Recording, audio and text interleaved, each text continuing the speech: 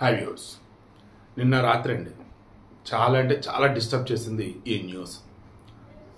వాళ్ళంతా కూడా దేశానికి సంబంధించి ఐఏఎస్లు, ఐపీఎస్లు, ఐఎఫ్ఎస్లు అవ్వాల్సినటువంటి వారు ఎక్కడైతే కోచింగ్ తీసుకుంటూ ఉన్నారో ఆ కోచింగ్ సెంటర్లో కూడా వారికి ఆ రకంగానే కోచింగ్ అనేది ఉంటుందన్నమాట.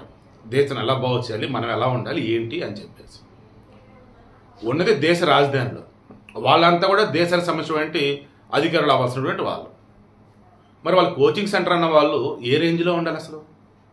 రావుస్ ఐఏఎస్ స్టడీస్ సెంటర్ లేదా స్టడీ సర్కిల్, రావుస్, వీళ్ళు బాగానే పేరుంది. కానీ ఎంత వరస్ట్ అంటే ముగ్గురు ప్రాణాలు పోయాక తెలిసింది. ఒకట కాదురా నాయన, ఇటువంటి 13 ఉన్నాయిరా బాబాయ్. ఆ ఢిల్లీలో ఓల్డ్ రాజేంద్ర నగర్ ఏరియాలో సెల్లార్స్ ఉంటాయి కదా, బిల్డింగ్ ఫస్ట్ ఫ్లోర్ కింద ఉంటుంది కదా, గ్రౌండ్ ఫ్లోర్, దాని కింద ఇంకా ఉంటుంది దాని సెల్లార్. ఆ సెల్లార్లో జనరల్గా పార్కింగ్కి లేదా స్టోర్ రూమ్ అన్నట్టుగా పర్మిషన్స్ ఇస్తుంటారు, బిల్డింగ్ పర్మిషన్ అన్నప్పుడు. మున్సిపల్ అధికారులు కూడా చెక్ చేసి ఓకే పార్కింగ్ ఉంది లేదా స్టోర్ రూమ్ కింద వాడుతున్నారు అనుకుంటారు.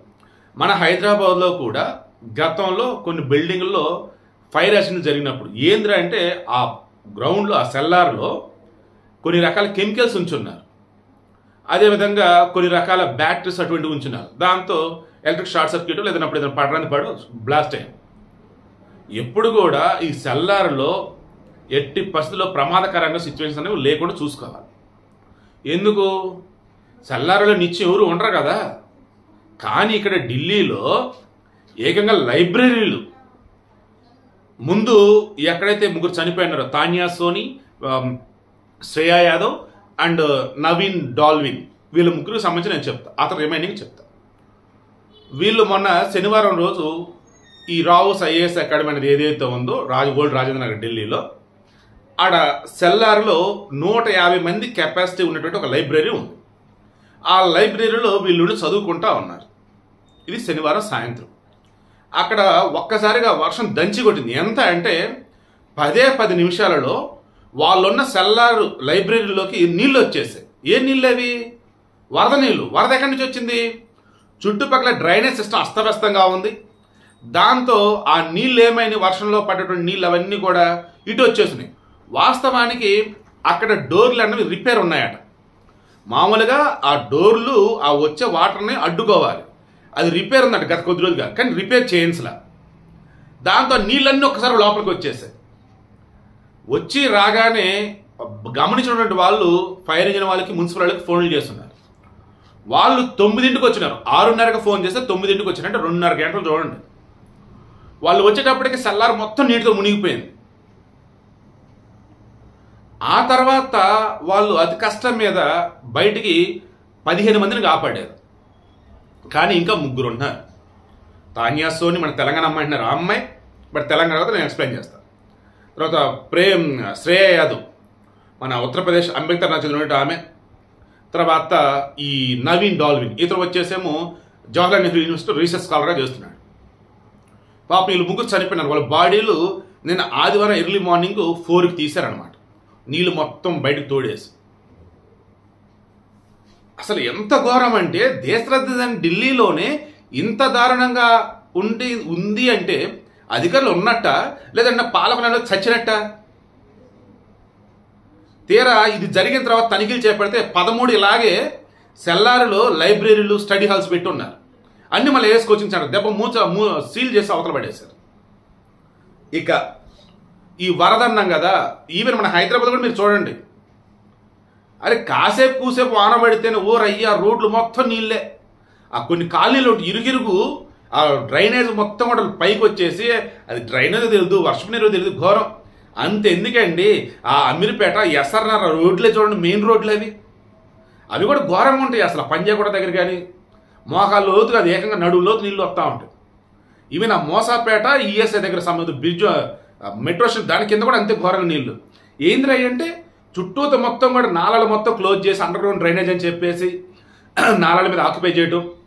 గతంలో నిజాంపేట ఏరియా కానీ మిగతా కొన్ని ఏరియాలు చూస్తే ఏకంగా చెరువులు మొత్తం పూర్తి చేసి బిల్డింగ్లు కట్టి పడేశారు. ఇవి నా పాత బస్తీలో కానీ అంతకుముందు చూసుకుంటున్నా కానీ హైదరాబాద్లో వరదలు వచ్చినాయంటే ఓన్లీ డ్రైనేజ్ పొంగే. లేదా పడినటువంటి వర్షం నీళ్లు కింకక ఇటలలో తెలియక ఊళ్ళలోకి ఇళ్లలోకి రావటం. సేమ్ ఢిల్లీలో కూడా అదే పరిస్థితి. ఎక్కడికక్కడ కబ్జాలు, నీళ్ళు వెళ్ళి దారి లేక నీళ్ళు వచ్చేసి ఇళ్లలోకి రావటాలు. అవి రాకుండా ఉండాల్సినటువంటి వేలో ఈ అడ్డుగోడలు కావచ్చు, గేట్లు కావచ్చు సరిగ్గా లేకపోవటాలు. అన్యాయంగా ముగ్గురిని బలి చేసుకుంది. సో ఇప్పుడు ఈ తానియా సోని ఆమె తెలంగాణ అన్నారు. తానియా సోని తెలంగాణ పేరు కొంచెం కన్ఫ్యూజింగ్ ఉంది నాకు. చెక్ చేశాను. వాళ్ళ నాన్న మంచిర్యాల జిల్లాలో శ్రీరాంపూర్లో ఈ సింగరెడ్డి బొగ్గుగని ఉంది కదా, అందులో ఒకదానికి మేనేజర్గా పనిచేస్తున్నారు ఆయన. అతని యొక్క భార్య పేరు వచ్చేసి బబిత. వీళ్ళకి ముగ్గురు పిల్లలు. అందులో ఈ తానియా సోని పెద్ద అమ్మాయి. వీళ్ళది సొంత ఊరు వచ్చేసి బీహార్. ఈమెని 6 నెలల క్రితమే ఆ రావుస్ ఐఏఎస్ అకాడమీలో జాయిన్ చేశారు. ఈమె చెల్లి ఉంది. ఆ అమ్మాయిని కాన్పూర్లో కాలేజీలో జాయిన్ చేయడానికి చెప్పేసి పాప ఆయన వెళ్ళాడు. అప్పుడే ఆ విషయం కూడా తెలిసింది. ఇంకా అప్పటి నుంచి ఆయన ఢిల్లీ వెళ్ళాడు. ఇక్కడి నుంచి వాళ్ళ ఫ్యామిలీ మెంబర్స్ వచ్చేసి బయలుదేరి బీహార్కి వెళ్ళారు. బాడీని బీహార్కి పంపించారు. ఈలోపు మన రేవంత్ రెడ్డి, కిషన్ రెడ్డి వీళ్ళు ఎంక్వైరీ చేస్తే ఆ అమ్మాయి వచ్చేసి సింగరేణిలో పనిచేస్తున్న మేనేజర్ వాళ్ళ పాపని, వాళ్ళకి తెలంగాణ కాదని, బీహార్ అని తెలిసింది. అయినా సరే మన వంతు సహాయ సహకారాలు ఏదైనా ఉంటే చూడండి రా బాబు అని చెప్పేసి ఇద్దరు కూడా చెప్పున్నారు. సో ఆ అమ్మాయి నెక్స్ట్ ఈ పిల్లలు నాకు భలే బాధ అనిపించింది నాకు. తానేస్తుంది కూడా నో డౌట్ అండి, చాలా దారుణమైన మరణమే. ఇప్పుడు శ్రేయ యాదవ్ వాళ్ళ నాన్న ఇంటింటి తిరిగి పాలు అమ్ముకుంటూ ఉంటాడు. ఎంత దారుణం అంటే ఈ అమ్మాయి శ్రేయ యాదవ్ చనిపోయిందనే విషయం వాళ్ళకి న్యూస్లో టీవీలో చూసి గజియాబాద్ ఉన్నటువంటి వాళ్ళ మేనమామ వాళ్ళ నాన్నగారి పేరు వచ్చి రాజు యాదవ్, ఆయనకు ఫోన్ చేసి ఇట్లా మన శ్రేయ యాదవ్ చనిపోయిందట వరదల వల్లంటే అసలు షాక్ అంట. అసలు అది సిటీ, నదులేవు లేవు, కాలువలేవు లేవు, అక్కడ ఆడవరదలు వచ్చేది ఏంట్రా బాబు అని. కానీ ఏమైంది పాపం, చనిపోయింది. ఇంటికి పెద్దమ్మాయి గొప్పగా చదివించాలి, కలెక్టర్ని చేయాలి, పోలీస్ ఆఫీసర్ చేయాలి అని చెప్పేసి జాయిన్ చేస్తే పాప మా బిడ్డ చనిపోయింది. తానియా సోని వయసు 25 సంవత్సరాలు, ఈమె శ్రేయ యాదవ్ వయసు కూడా 25 సంవత్సరాలు. నెక్స్ట్ ఈ పిల్లోడు నవీన్ డాల్విన్, ఇతను వచ్చేసి కేరళ. బట్ ఇక్కడ ఢిల్లీలో జవహర్లాల్ నెహ్రూ యూనివర్సిటీ ఉంది కదా, అందులో రీసెర్చ్ స్కాలర్గా చేస్తూ ఉన్నాడు. పాపం రీసెర్చ్ స్కాలర్ చేస్తూనే ఇక్కడ కోచింగ్ తీసుకుంటూ ఉన్నాడు. ఇప్పుడు ఆ పిల్లోడు చనిపోయాడు. ఎంత ఘోరమో చూడండి అసలు. దీని మీద స్మితా సబర్వాల్ స్పందించింది. ఆ స్పందన ఎలా ఉందంటే, ఆమె ఐఏఎస్ కోచింగ్ తీసుకుని వచ్చున్నారు కదా గతంలో, మరి ఓన్గా ప్రిపేర్ కోచింగ్ నాకు తెలియదు, ఎందుకంటే 20 years ఆమె సర్వీస్లో ఉన్నాడు. ఆమె ఒక మాట అన్నారు, ఫ్యాక్టరీలు ఏం తయారు చేస్తామండి, వస్తువులు తయారు చేస్తాం. కానీ ఈ సివిల్స్ కోచింగ్ ఇన్స్టిట్యూట్లోనే అవన్నీ కూడా ఫ్యాక్టరీలే. ఉన్నటువంటి పిల్లలని వాళ్ళు వస్తువుల్లాగా చూస్తారు. ఈ వస్తువుకి మనం ఏ రకంగా మార్కెట్ చేద్దాం, ఈ వస్తువుకి ఎటువంటి జాబ్ వచ్చేలా చేద్దాం, అది తప్ప వేరేది ఉండదు. తల్లిదండ్రులు కూడా ఆ ఫ్యాక్టరీలోకి తోస్తూ ఉంటారు, వీళ్ళు కూడా పాపం అలాగే వెళ్ళిపోతూ ఉంటారు. ఆ ఇన్స్టిట్యూట్ అయితే ఇంకా ఘోరంగా ఉంటారు. అంతమంది ఇలా ముగ్గురు చనిపోవాల్సి వచ్చింది, చాలా ఘోరమైన అంది. సో అదే పాయింట్ నేను చెప్తున్నా చూడండి. మీ పిల్లలకి స్వేచ్ఛనివ్వండి, వాళ్ళు ఏది చదవమంటారో చదవనివ్వండి. కానీ పంజరంలో చిలకలాగో, ఒక ఇన్స్టిట్యూట్లో బందీలాగో ఏది చెప్తే అదే చేయాలన్నట్టుగా అలా వద్దండి. ఫ్రీడమ్ ఇవ్వండి. వాళ్ళంతటా వాళ్ళు స్వేచ్ఛ జీవులు అన్నవేమని అనను, కానీ మనుషులే, స్వేచ్ఛ ప్రాణులే, కానీ ఒక లక్ష్యంతో ఉన్నవారుగా వాళ్ళు ఉండాలి. ఆ రకంగా వాళ్ళు అడుగులు వేసేలా చూడండి. నెక్స్ట్ ఒక హాస్టల్ అయినా, ఒక ఇన్స్టిట్యూట్ అయినా మీరు ఇలాంటిగా వెళ్ళినప్పుడు మొత్తం టాప్ టు మొత్తం చెక్ చేసుకోండి. అన్ని కరెక్ట్గా ఉన్నారనుకుంటే జాయిన్ చేయండి, లేదంటే జాయిన్ చేయొద్దు. ఒకవేళ మీకు చెప్పింది ఒకటి తర్వాత చేసిన ఒకటి అనుకుంటే ఇమీడియట్గా కేసు పెట్టేసి మీరు బయటకు వచ్చేయండి, లేదా మీ డబ్బులు మీకు రిటర్న్ ఇవ్వమని చెప్పేసి అడగండి.